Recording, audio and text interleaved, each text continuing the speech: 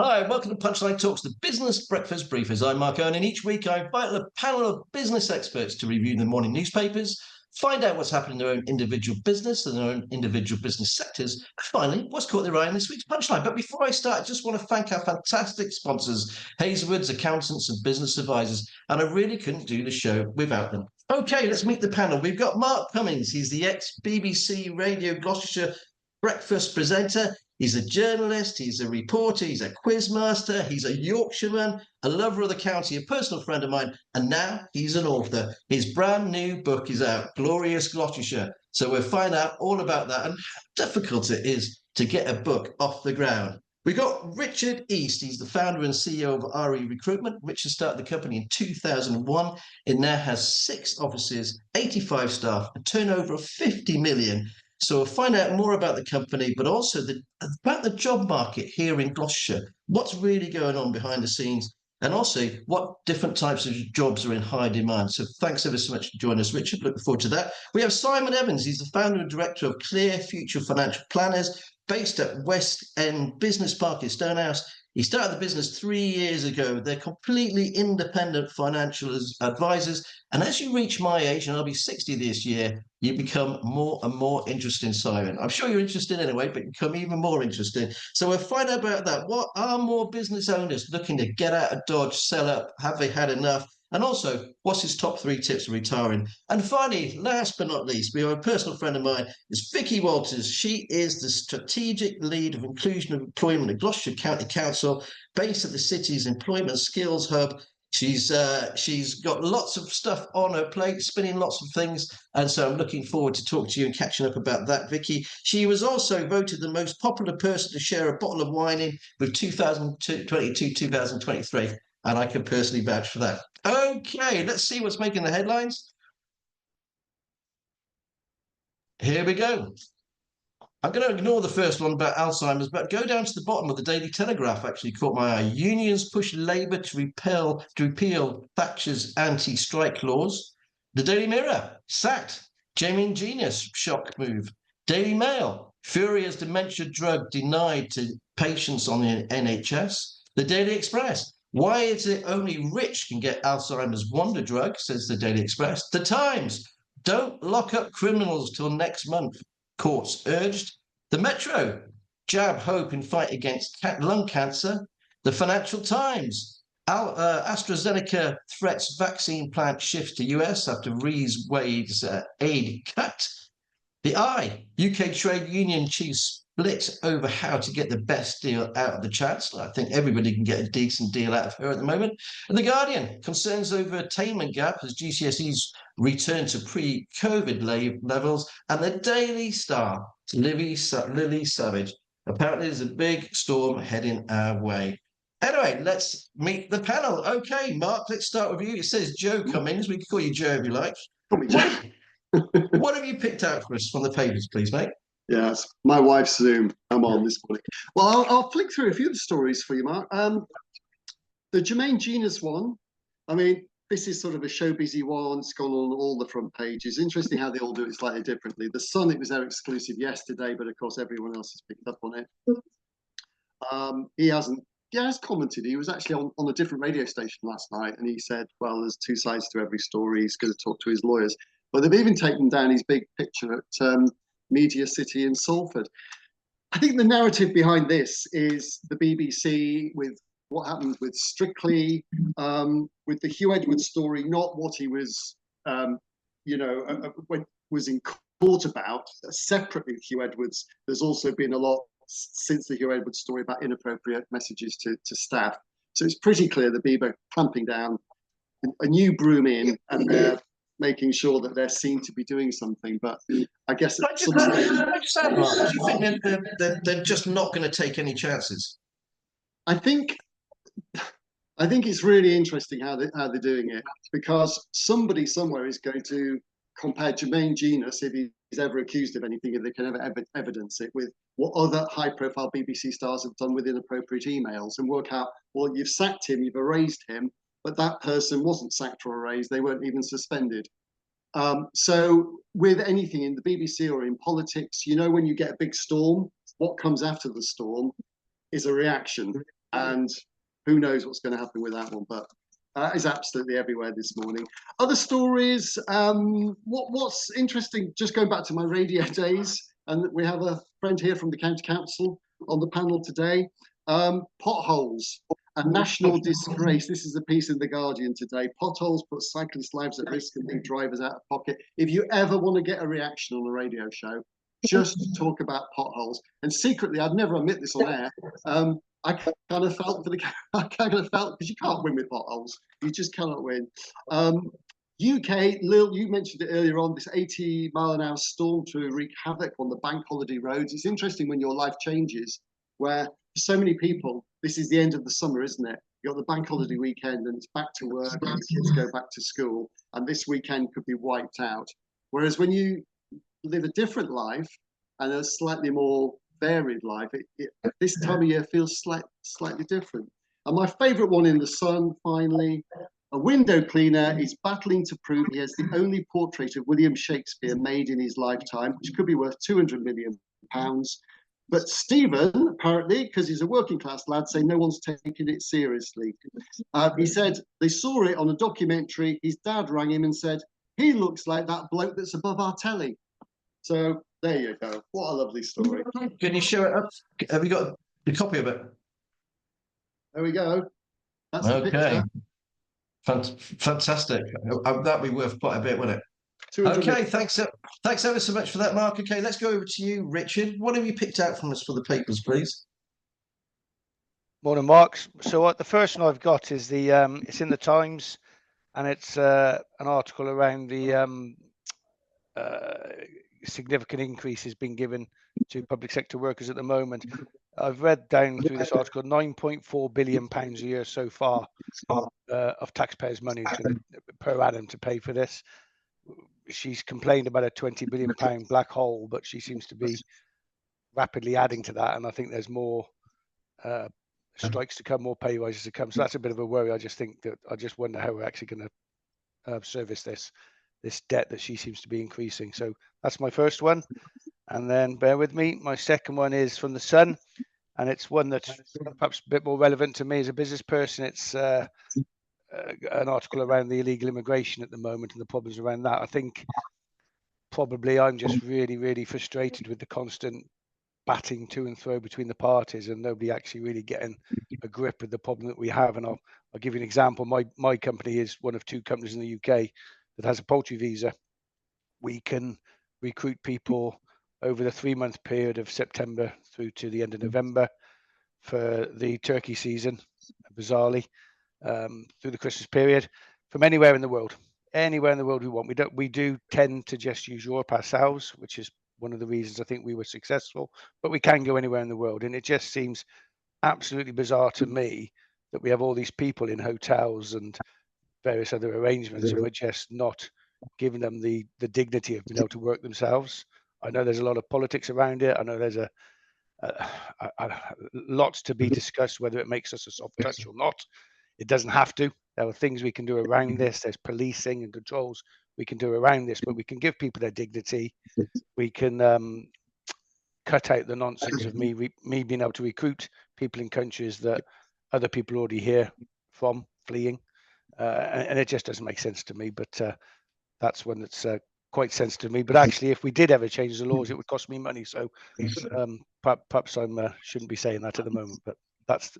And then the last one for me was The Guardian, and it was just an interesting one for me, really. I haven't read the full article yet. I will do, but it just says that North Korea is reopening to tourists almost 5 years after closing. I just never thought of North Korea as a holiday destination, and I've read a little bit about it. Clearly, the tourists that will visit are going to be Russians and Chinese, not Americans or Europeans, I shouldn't think. But it just, for me, just highlighted the division in the world at the moment, and maybe made me reflect a little bit on the instability that we're facing going forward.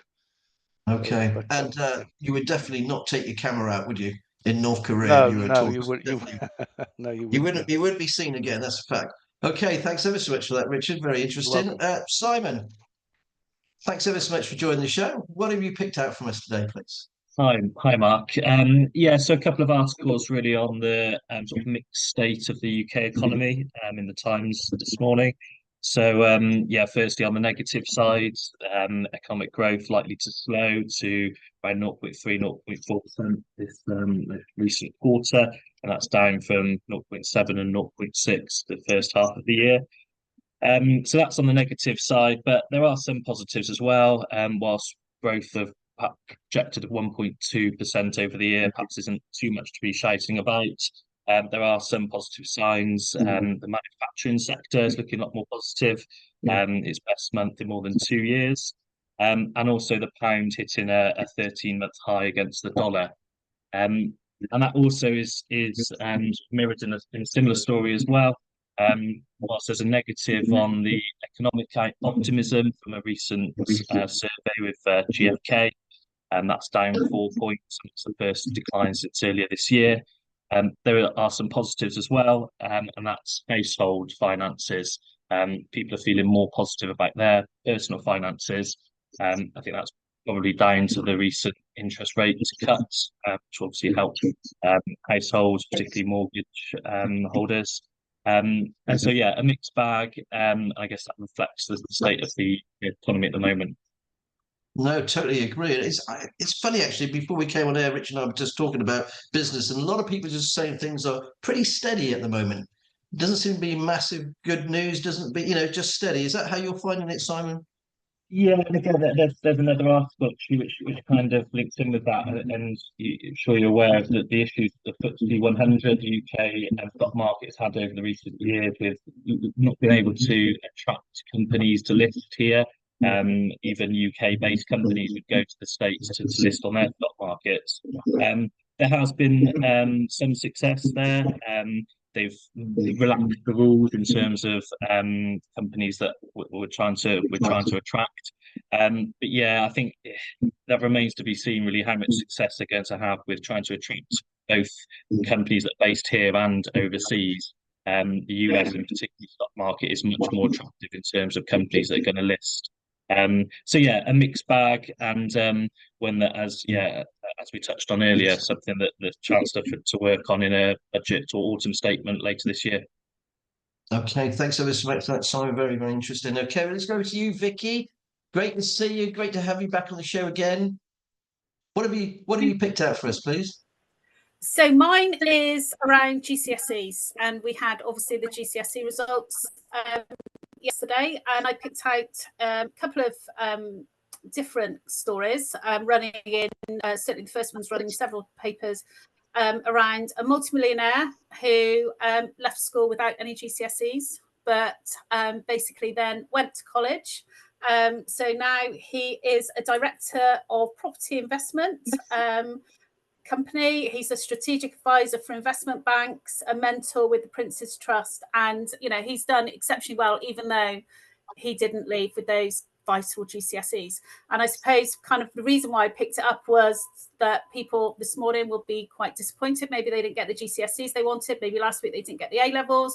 But it's around kind of, his message is very much don't give up. Think, take a beat, kind of regroup and think about your next step. So there are lots of options out there for young people, like apprenticeships. And I suppose from my perspective, a lot of the young people that we work with in the Employment Skills Hub don't have qualifications, but they have skills and they have talent and they have a really good positive attitude towards work. So I guess there's a debate around, do we put too much emphasis on you've got to have qualifications in order to have a good career? And actually, I left school with 2 levels. Do you know what I mean? And I've done okay. So, and I got my qualifications a little bit later on. So it's something around, just don't panic. There are options. Apprenticeships are a great route for people to kind of learn and develop.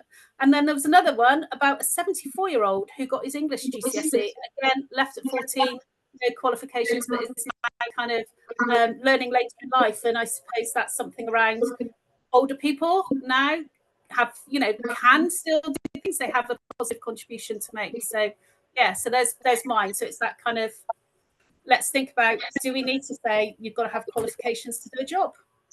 Okay, thanks so much for that, Vikki. I know lots and lots of very fantastic entrepreneurs who left school with nothing. Many of them running great family businesses. Thanks for that, Vikki. Okay, let's go back over to you, Mark, and talk about your new book. How long ago was it since you left the BBC? It's around a year ago, wasn't it? Now. Yeah. So I left last July, and I was very lucky because I left on my own terms and very, very happy. So I was one of the lucky ones to move into the next phase of my life. But to be honest, I just needed, after doing it since I was 16, so nearly 40 odd years, just a break. So I took 4 months off, went a bit mad, which was lovely, let off some steam, and then thought, I've always wanted to write a book, but I haven't got a book deal. So yeah, as you were alluding to earlier on, Mark, you then have to get a deal. You have to get a publisher. So just writing a book proposal is like writing a book. It's 3,000 word document. And I had this book in me that was just a celebration of everything that we're amazing about in Gloucestershire, and with the business, as you've read it, the legacy, the companies who've changed the world, the individuals who've changed the world, the things that this county has manufactured and invented. That's just a tiny part of the book.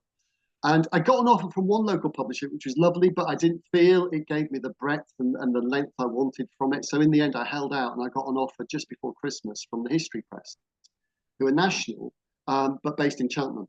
And they gave me quite a tight deadline. They said they wanted it by 31st of January, so it could be ready for the autumn, because I didn't realise it's an 8-month turnaround. So the whole process has been absolutely fascinating. I love writing it. The whole process going through and editing it, and just all the different nuances and how the whole deal works. But then the real joy was then the promotion. And I was very happy to leave the radio because I've done it for so long and I needed a different life. I couldn't turn off the tap of Gloucestershire. That connection with the county was something I didn't want to turn off. And the book is a reason why I don't have to. But doing all the festivals is brilliant. So the Gloucester History Festival, the Cheltenham Literature Festival, which I'm thrilled to be at, and the Stroud Book Festival, loads of other gigs around the county. So that's going to be the joy, is talking about Gloucestershire because it's in the book. And what's been, if you were going to start it again, what would be the biggest thing that you've learned, or thing that you would change? The actual process itself. Yeah, I think the images, actually, it's as the author, you have to source every single image. So there's probably about 70 black and white images and some color ones in the middle. And we kind of did that at the end of the process, and we had quite a tight turnaround. So if I did it again, I'd probably think about the book launch first, where I'm going to do it, who's going to be in the book, so I can get a decent book launch. And I've got one. The rugby club were brilliant. Gloucester Rugby have been fantastic. And Freeman's have been brilliant as well to support that book launch, which is going to be in the 1873 lounge.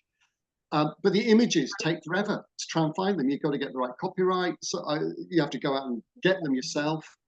And with the text, the images are so important. If you're talking about buildings that have inspired other buildings, Toddington Manor was the inspiration for the palaces of Westminster, and the stories in the book there. But you have to get an image of Toddington Manor that you're allowed to use, and all the current ones are full of scaffolding because of Damien Hirst owning it. And and the Looking Glass, where we do a whole chapter about the literary links in Gloucestershire.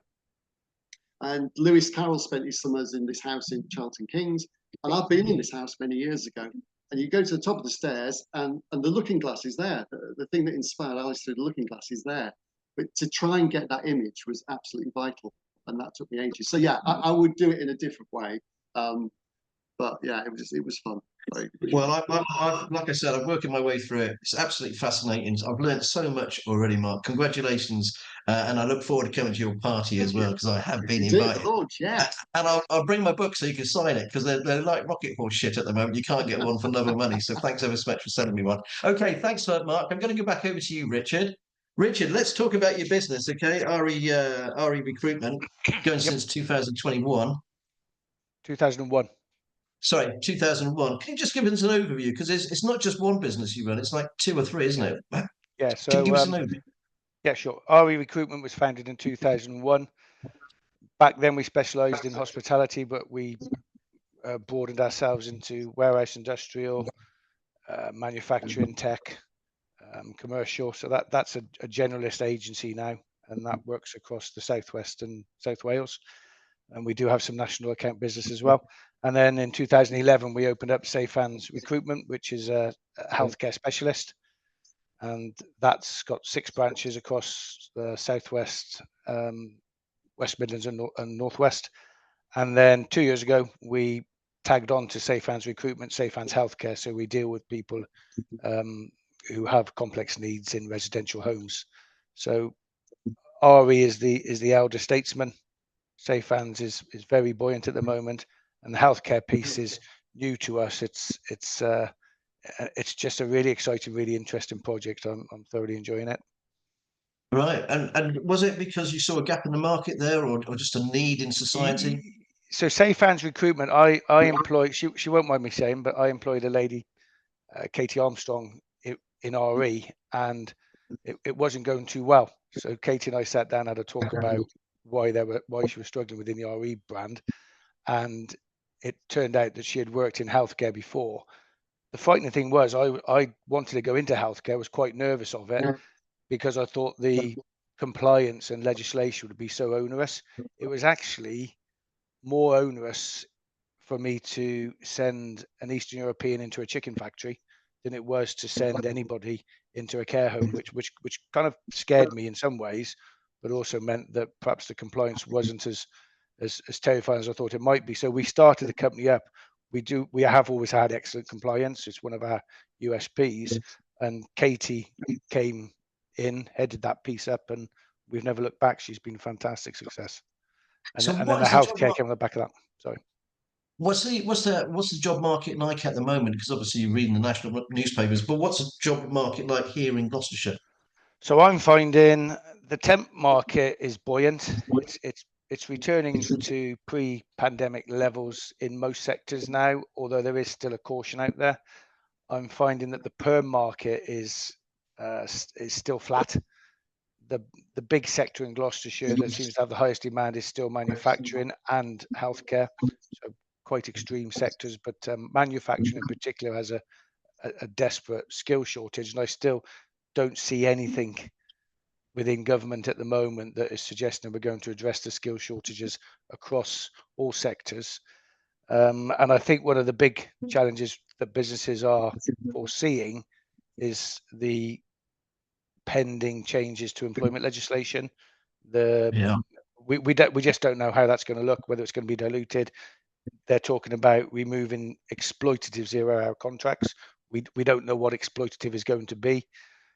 There's going to be day one rights. The piece of that particularly unsettles me is sick pay being paid from day one. We don't know whether there's going to be a temporary workers contract as there is now that will remain in place. So I'm sensing that companies are at the moment moving more towards the temporary model because they're very cautious about what taking people on full time might mean in 3 to 4 months' time. So it's interesting. It's interesting times, and it'll be interesting. And with the influence of the unions, we may see that they're more onerous than perhaps we hope. So yeah, and the rise of the minimum wage as well. Which we're all going to see that. That's going to be a big one. I mean, the healthcare. I was talking to somebody within the healthcare sector last year. I think they got a 4% increase in funding, but the minimum wage went up by, if I remember rightly, I think it was 12%. So straight away you've lost 8%. If they do that again this year, that's 16% damage to a healthcare business over 2 years. That can't be good for us going forward. I can see it closing lots of businesses if we're not careful. Lots and lots of companies. I met Rachel Reeves and I asked her about the minimum wage, and she was very cagey about it at the time because they don't bloody answer any questions. Thanks ever so much for that, Richard. Really interesting. Simon, let's go over to you, please. Okay, so tell us a little bit more about Clear Future Financial Planners. I know you're based in Stonehouse. I know that area very well. That lovely business park that you're on there. My friend Russell Warner runs it. How long has the business been going, and what's the general gist of the company? Yeah, we are in a lovely spot here. We've been here for the last couple of years, and we were in Stonehouse before. The company's just turned 3 years old, but we came out of a completely amicable but a demerger from a previous company. So we've took over from my predecessor who retired a year or so ago. So we've got client relationships that predate me, go back several decades with my predecessor. And we deal with clients mainly in and around Gloucestershire, a few further afield, that help them and their families. And we provide, as you mentioned earlier, completely independent financial advice to help them with pensions and investments, usually build into their retirement, and business owners too. Are you finding that more business owners are looking to retire nowadays? You know, a lot of us want to get out of Dodge, but a lot of us have had enough. We've been through the pandemic. It's tough going running your own company. It is tough, and potential changes with capital gains tax on the horizon as well may lead to more people looking to start potentially. Yeah, I think it's important to look at the big picture. I think from our side of things, we yes, capital gains tax is important when selling assets like business, but other things need to be considered as well. How do you want your retirement to look? Other taxes, inheritance tax, income tax, etc. So yeah, potentially it's obviously been a tricky time the last couple of years, and yeah, we wait to see what happens at the end of October. Okay, well, I'm going to be 60 this year, actually next month. And so, what's your top 3 tips that you could give me to retire? Well, we would have liked to start a little bit earlier, but yeah, generally, people, the earlier you can start planning for your retirement, the better. So in your even 40s, 50s, that's great. And plan ahead. When you get in closer to retirement, we work with clients to say, well, what do you want your retirement to look like? Do you want to be traveling, taking up a new hobby, writing a book like Mark is doing after his career? And yeah, when we get a picture of what you want your retirement to look like, then we can talk about the second point, how much the costs are going to be. So how much is that going to cost? And then thirdly, how do we fund that? So what action can we take? And yes, obviously, if you're very close to retirement, you're a bit more limited. If you've got several years or even decades to plan, it gives you a lot more options and flexibility. So generally, the earlier you can plan, the better, and that's both as an employee and a business owner, to give you the retirement you want. Okay, thanks so much. I think I'm going to write a book, or I'll be outside the old Debenhams with a guitar and a hat. But anyway, moving on. Thanks ever so much for that, Simon, for insight there. Okay, Vikki, let's get back over to you, please. Obviously, your work. Can you explain what you actually do? Because a lot of people don't realise that you help so many people with learning disabilities into work. It's quite truly amazing. I've known you for like 15 years. We've been working together on this. But could you tell everybody else, please? Yeah, so it's not just learning disabilities, the Employment Skills Hub. So what we've done is basically created a front door for any resident of Gloucestershire, whether you're employed, unemployed, economically inactive, you're a student, anyone. So the idea is it takes the pain out of because there's lots of programs and lots of support out there for people. So the idea is you come into the hub, you're triaged by one of our staff, and then we will put you with a program or service or direct you to where you need to go. So we work with a whole range of partners across the county. But within the hub, we also have our own programs and services. So we support people with learning disabilities, autism, neurodiverse. We also have care leavers, young people who are not in education and employment, work with schools and colleges on the supported internship programme, refugees and asylum seekers, drugs and alcohol contract. So there's a whole range, I think, and that provides one-to-one support to help people get into work. So the primary focus of the Employment Skills Hub is to kind of link people with skills building, so working with adult education and other providers, and then one-to-one support to actually secure that job.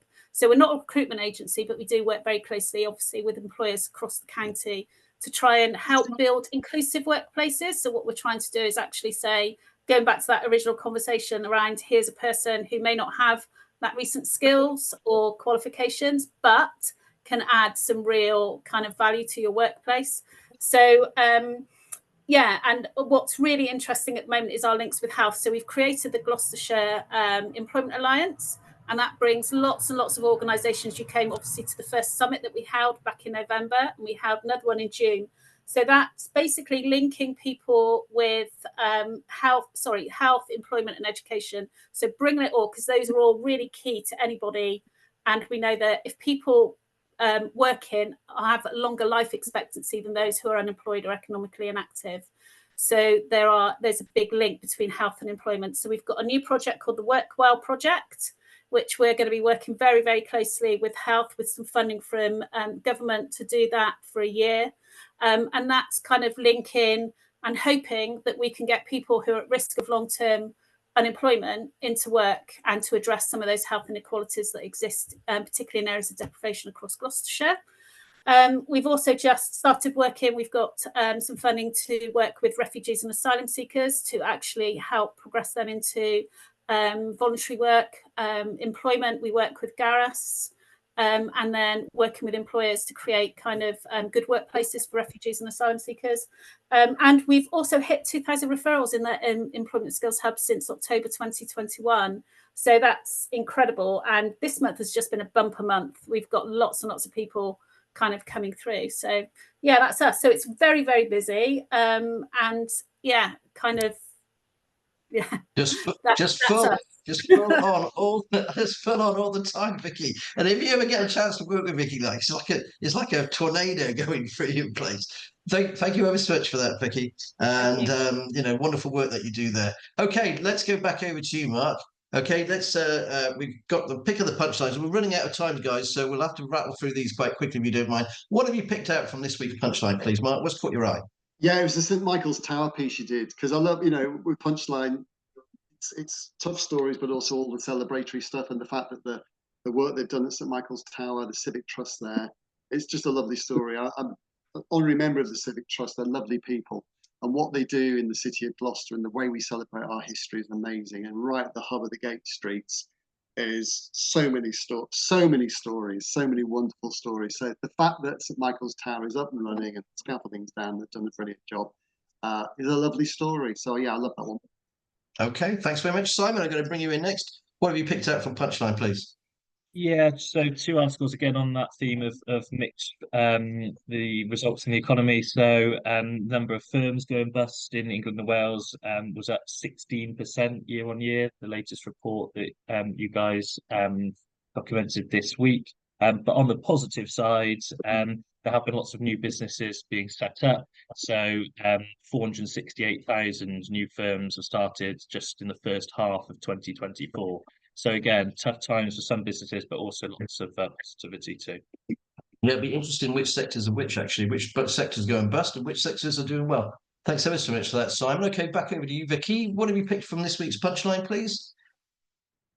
Okay, so I picked the can you hear me? You all right? National Lottery, Warwickshire, Gloucestershire, Warwickshire Railway, the funding that's gone in there so that it can keep going and keep providing the service and keep getting volunteers to build their skills, etc. I think who doesn't love a steam train?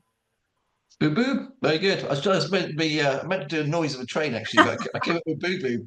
Whatever. Okay. Thanks so much, Vikki. Richard, nice to run you, sir. What have you picked out from Punchline this week? I picked your headline interview with Lynette Barrett at the National Star College. I've had the good fortune to work with Lynette, and I think her story is fantastic, but it also just highlights what a great charity the National Star College is. And I just wanted to give it a shout out, and hopefully if anybody's watching, they might just consider supporting the charity going forward. So yeah, that's mine. Okay, thanks so much for a big interview I did with Lynette, and what an actually inspirational woman she is. Just amazing. So you're getting an opportunity, please visit our YouTube channel on the website for that. Unfortunately, guys, that's all we've got time for today. I'd just like to say a big thank you to my wonderful guests. Thank you very much. A massive thank you to our sponsors, accountants, Hazelwood's Business Advisors, and finally, for all of you for watching. Remember, if you like the show, please like, share, and subscribe, and we'll be back again next week. But remember, it's all in the Punchline. Bye.